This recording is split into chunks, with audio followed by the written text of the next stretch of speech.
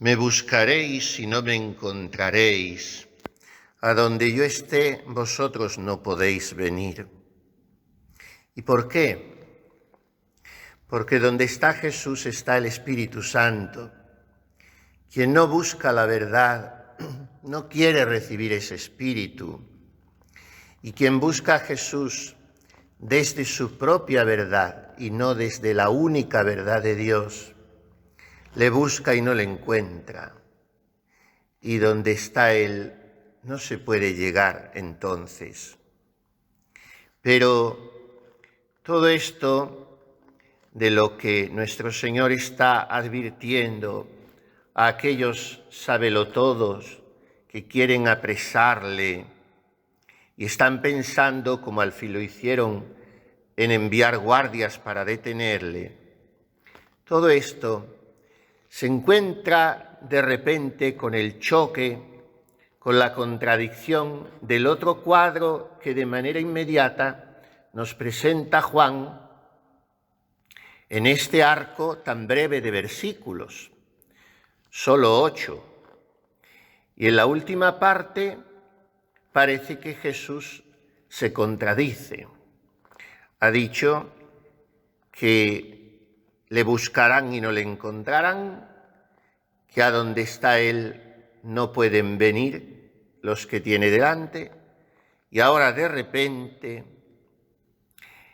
de una manera casi brusca, sin hacer una transición narrativa, Juan dice, el último día, o sea, el día final, el día definitivo, la gloria, el último día, el más solemne de las fiestas, Jesús puesto en pie, postura de rey, de soberano, de sacerdote eterno.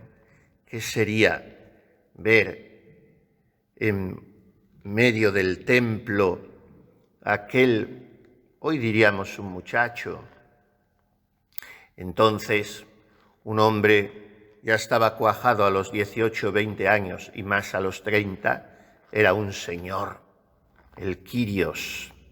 Pero en fin, un joven de 30 y pocos años, con toda la gallardía de su apostura física y todo el encanto y la fascinación de su personalidad, y el atractivo irresistible de su palabra y hasta el tono de su voz.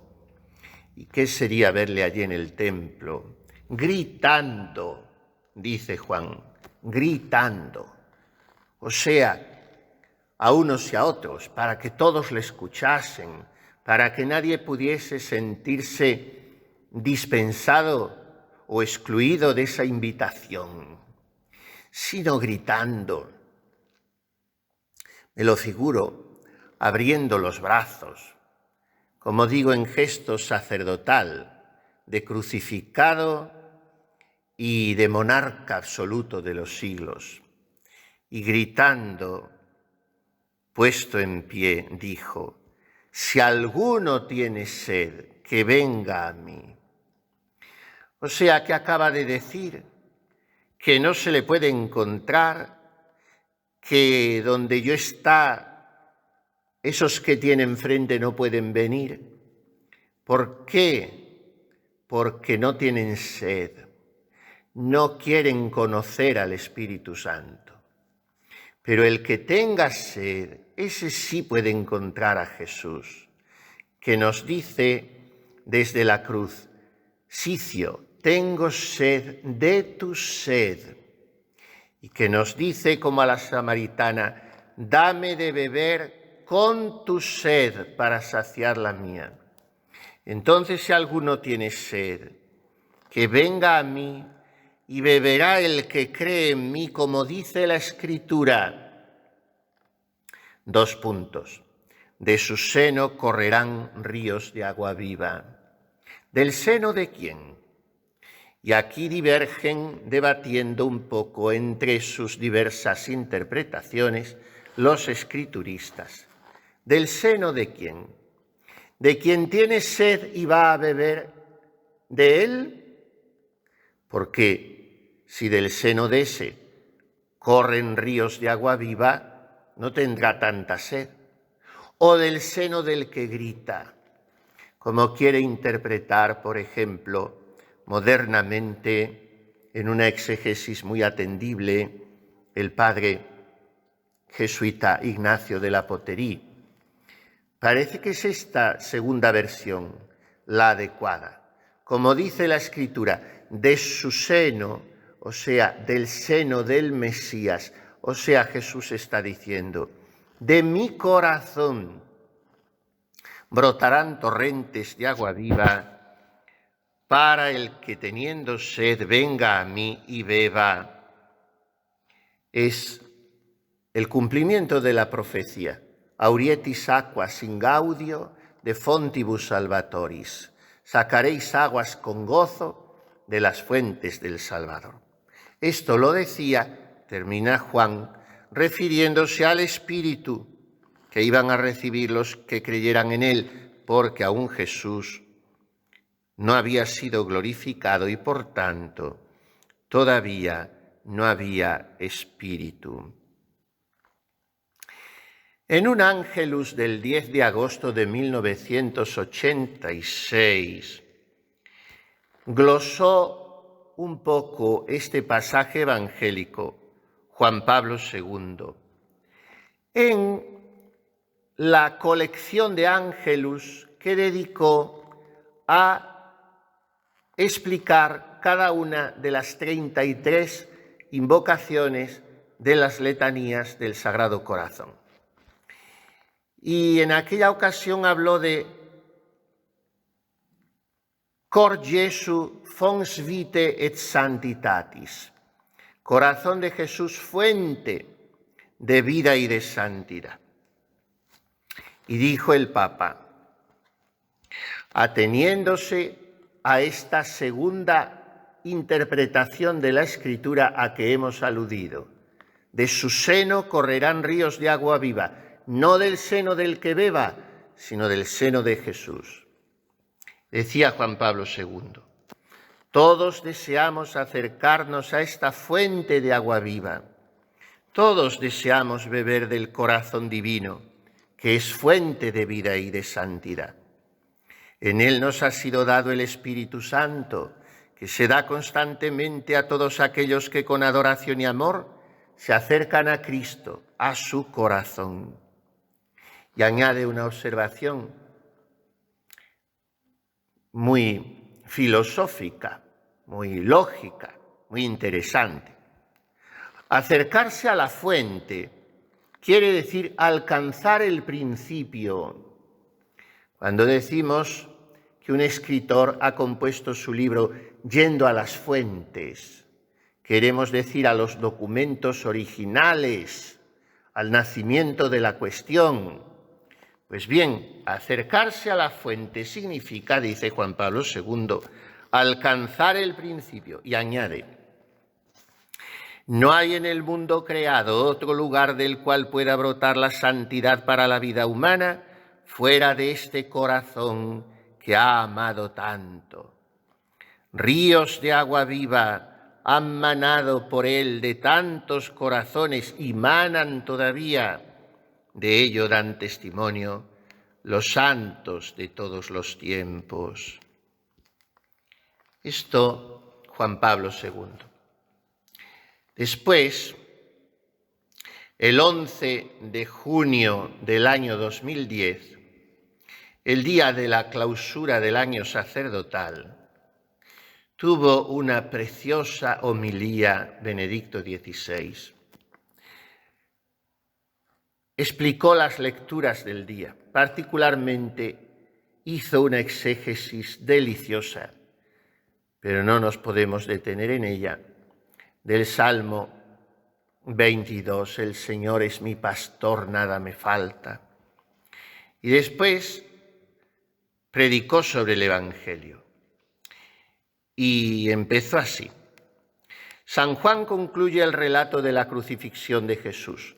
Uno de los soldados con la lanza le traspasó el costado y al punto salió sangre y agua. Y añade Benedicto: el corazón de Jesús es traspasado por la lanza, se abre y se convierte en una fuente. El agua y la sangre que emanan aluden a los dos sacramentos fundamentales de los que vive la Iglesia, el bautismo y la Eucaristía. Del costado traspasado del Señor, de su corazón abierto, brota la fuente viva que emana a través de los siglos y edifica la Iglesia. El corazón abierto es fuente de un nuevo río de vida. En este contexto, Juan ciertamente ha pensado también en la profecía de Ezequiel, que ve emanar del nuevo templo un río que proporciona fecundidad y vida. Jesús mismo es el nuevo templo.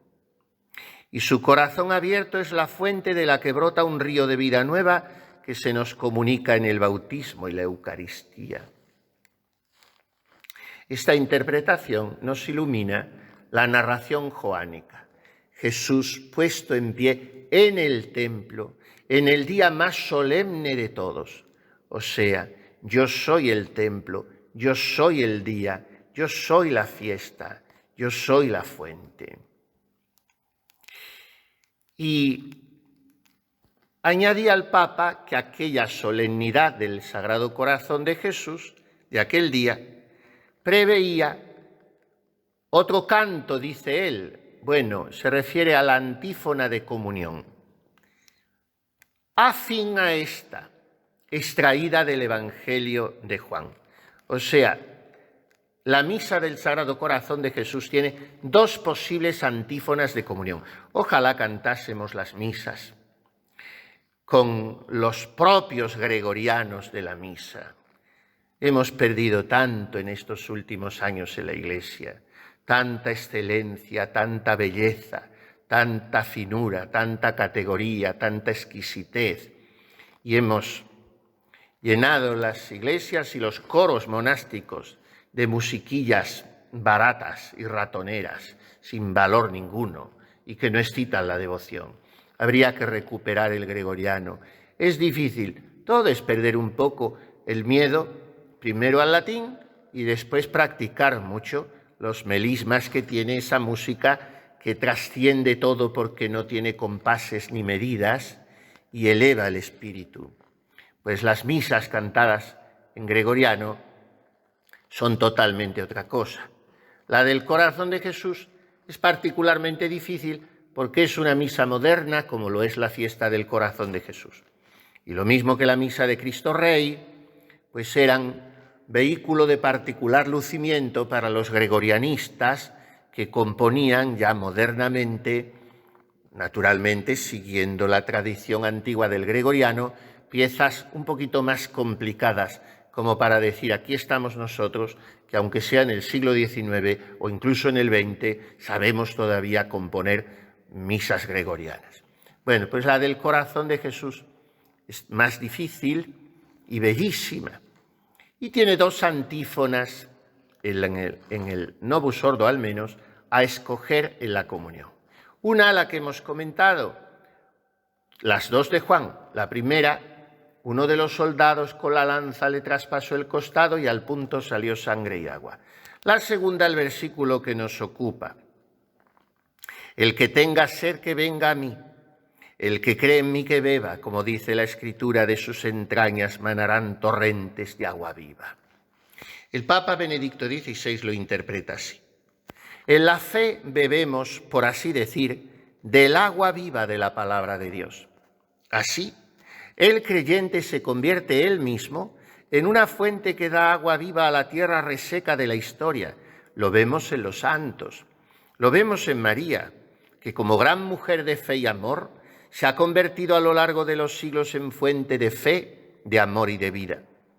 Cada cristiano y cada sacerdote, les hablaba particularmente a ellos, a nosotros, deberían transformarse a partir de Cristo en fuente que comunica vida a los demás. Deberíamos dar el agua de la vida a un mundo sediento. Y ya para terminar la homilía, porque estaba al final, rompió en esta oración preciosa con la que finalizó. Señor, Te damos gracias porque nos has abierto tu corazón, porque en tu muerte y resurrección te has convertido en fuente de vida.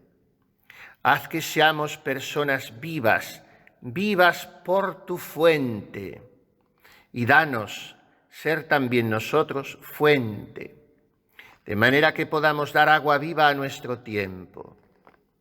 Te agradecemos la gracia del ministerio sacerdotal. Señor, bendícenos y bendice a todos los hombres de este tiempo que están sedientos y buscando. Amén.